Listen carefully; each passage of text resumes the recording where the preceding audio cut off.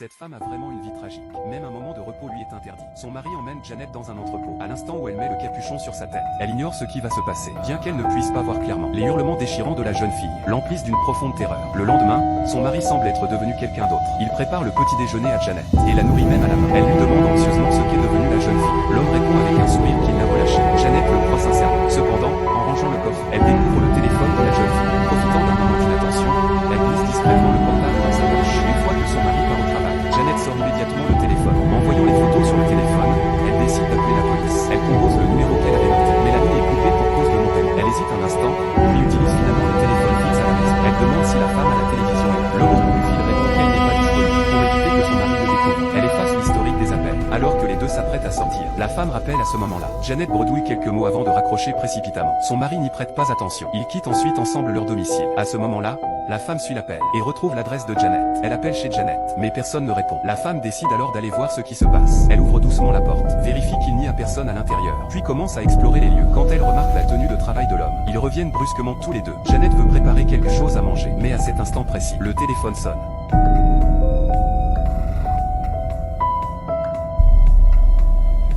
Janet tente désespérément de s'expliquer. L'homme lui ordonne d'avaler la carte SIM. Toute cette scène est observée attentivement par la femme cachée non loin. L'homme tape frénétiquement sur le téléphone. Puis il saisit une arme et inspecte les alentours. Après avoir vu que c'était juste un voisin jetant ses ordures, il se calme enfin. La femme respire soulagée après avoir vu l'homme rentrer. Maintenant, comment va-t-elle aider Janet ?